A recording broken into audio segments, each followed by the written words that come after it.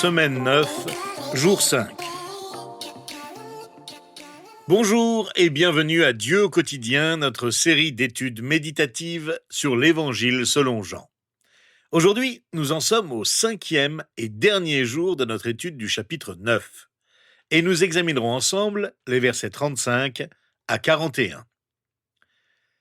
Voici le jour que nous attendions, le jour où notre récit se termine avec une nouvelle rencontre entre l'aveugle-né et Jésus, au cours de laquelle cet homme guéri par Jésus va pouvoir exprimer sa foi en lui.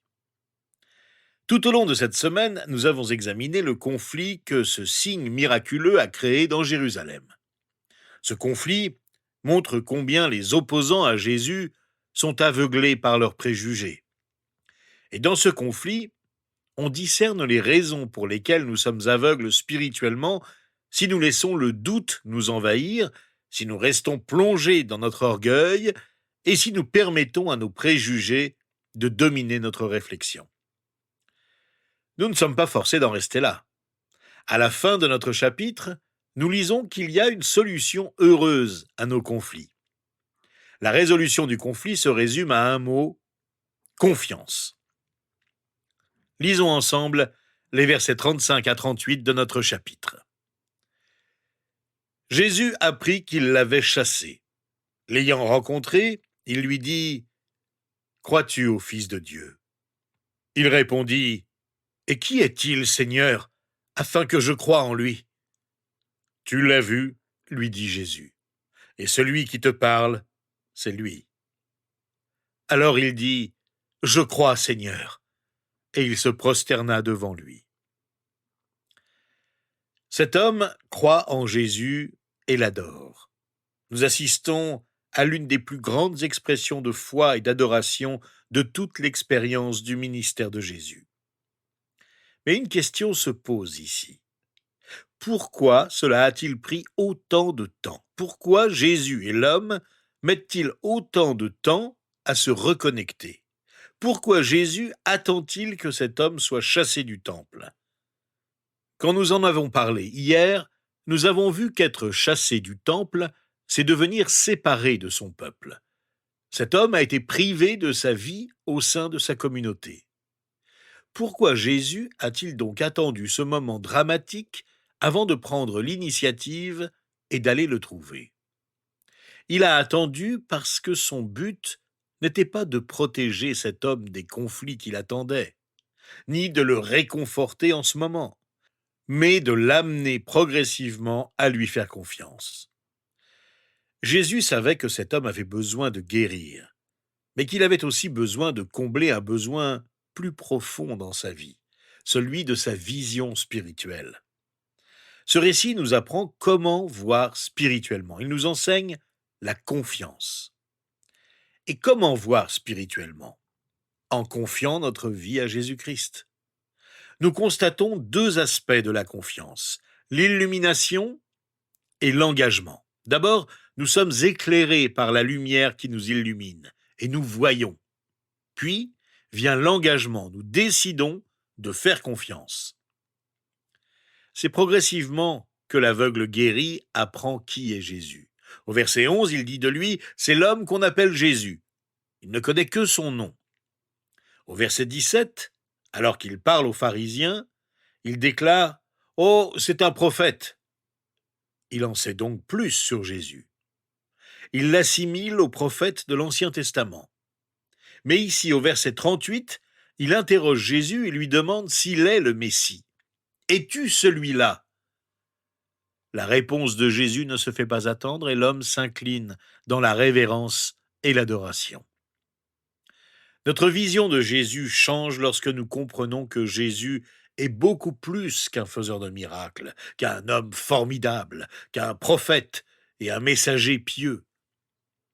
La lumière nous pénètre lorsque nous reconnaissons et acceptons Jésus comme le Messie, celui qui est venu pour nous libérer de tous nos aveuglements. Il est intéressant de constater que Jésus donne à cet homme le temps de découvrir la vérité. Parfois, comme ce fut le cas pour l'apôtre Paul, la lumière nous apparaît soudainement. mais parfois c'est progressivement, comme un puzzle qu'on remplit lentement mais sûrement. Et c'est ainsi que nous découvrons qui est Jésus. Jésus-Christ a illuminé la vie de cet homme. Jésus ne s'est pas contenté d'apporter la lumière au monde, ni de partager la lumière avec le monde. Il est la lumière du monde. Jésus est la lumière dont nous avons besoin. Et cet homme a commencé à en prendre conscience. Il était de plus en plus éclairé, mais il est arrivé un moment dans sa vie où sa compréhension a dû franchir une nouvelle étape. Il y a d'abord l'illumination, mais la compréhension ne suffit pas. L'ascension intellectuelle vers certaines vérités ne suffit pas pour avoir la foi. La confiance est synonyme d'engagement. C'est l'expression d'une croyance personnelle. Et l'expression de la croyance personnelle de cet homme est inspirée par la question de Jésus, « Crois-tu ? Crois-tu au Fils de l'homme » Avant d'aller plus loin, ouvrons une parenthèse. Que signifie l'expression « Fils de l'homme » qui apparaît ici? Nous avons rencontré le terme « Fils de Dieu » à plusieurs reprises dans notre étude de l'Évangile selon Jean. Mais nous ne nous sommes pas encore vraiment concentrés sur cette expression « Fils de l'homme ». Jésus utilise à la fois Fils de Dieu et Fils de l'homme, ce qui est logique puisqu'il est à la fois Dieu et homme, pleinement Dieu, pleinement homme, lorsqu'il a vécu sur cette terre. L'expression « Fils de l'homme » ne signifie pas seulement qu'il est né d'un être humain. C'est un titre messianique de l'Ancien Testament. Dans le livre de Daniel, au chapitre 7, versets 13 et 14, le prophète déclare « Pendant que je regardais dans mes visions nocturnes, quelqu'un qui ressemblait à un fils de l'homme est venu avec les nuées du ciel. Il s'est avancé vers l'Ancien des jours et on l'a fait approcher de lui. On lui a donné la domination, la gloire et le règne, et tous les peuples, les nations et les hommes de toute langue l'ont servi. Sa domination est une domination éternelle qui ne cessera pas, et son royaume ne sera jamais détruit. Ainsi, le Fils de l'homme est l'image du Messie à venir, et c'est le titre préféré de Jésus pour se désigner lui-même. En fait, cette expression apparaît 28 fois rien que dans l'Évangile selon Matthieu. On ne sait pas exactement pourquoi, mais je pense que c'est parce que c'est un titre de Messie qui n'avait pas autant de poids que celui de Fils de Dieu. Et Jésus a pu l'identifier pour aider ceux qui l'écoutaient à mieux le comprendre et le définir. Et il est intéressant de voir Jésus parler de lui-même comme du Fils de l'homme. Il utilise l'article défini en grec, le mot « le », dans tous les cas, sauf un, lorsqu'il se désigne comme Fils de l'homme. Non pas le Fils de l'homme, mais le en majuscule, le Fils de l'homme.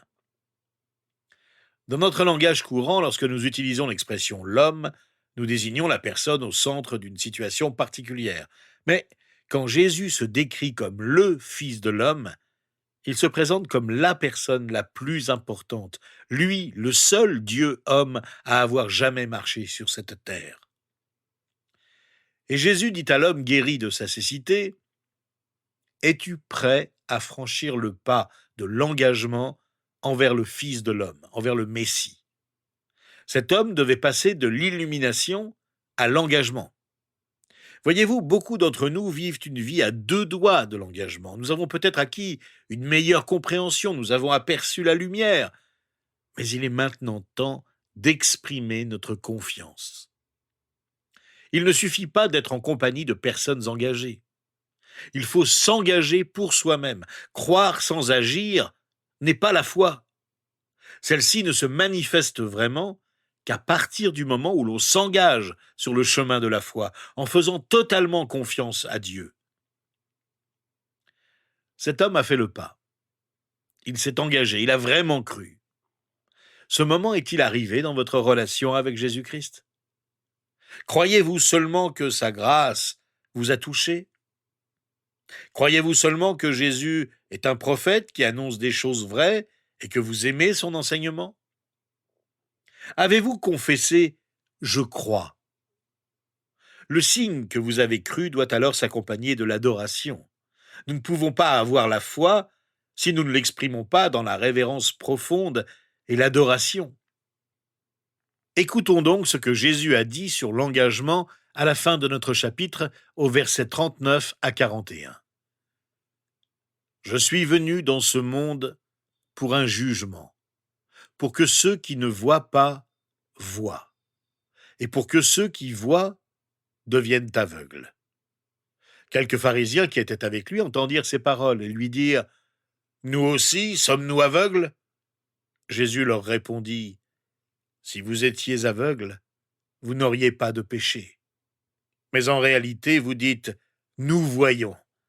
Ainsi donc, votre péché reste. En parcourant l'Évangile selon Jean, on a parfois l'impression que Jésus est imprécis sur la question du jugement. Il dit au chapitre 3 qu'il n'est pas venu pour condamner, mais ici il déclare « Je suis venu pour le jugement ». De quoi s'agit-il ? En fait, Jésus est venu en effet apporter un message de salut et non de condamnation.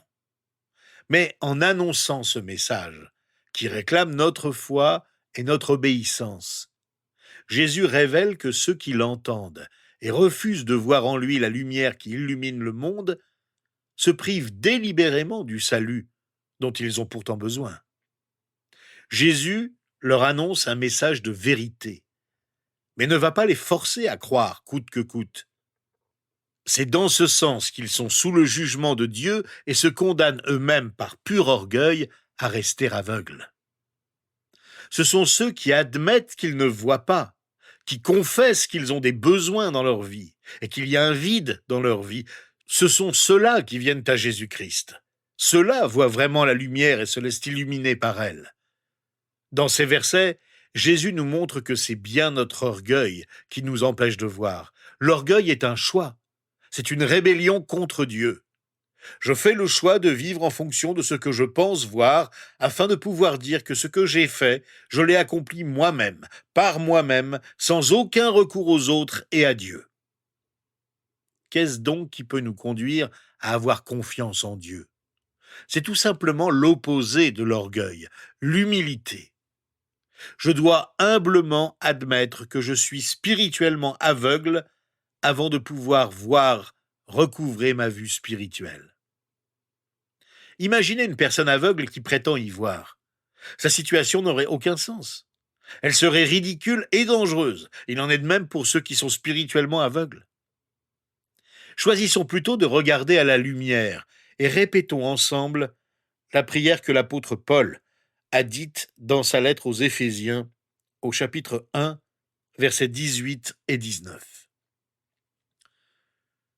Je prie que le Dieu de notre Seigneur Jésus-Christ, le Père de gloire, illumine les yeux de votre cœur pour que vous sachiez quelle est l'espérance qui s'attache à son appel, quelle est la richesse de son glorieux héritage au milieu des saints, et quelle est l'infinie grandeur de sa puissance, qui se manifeste avec efficacité par le pouvoir de sa force envers nous qui croyons.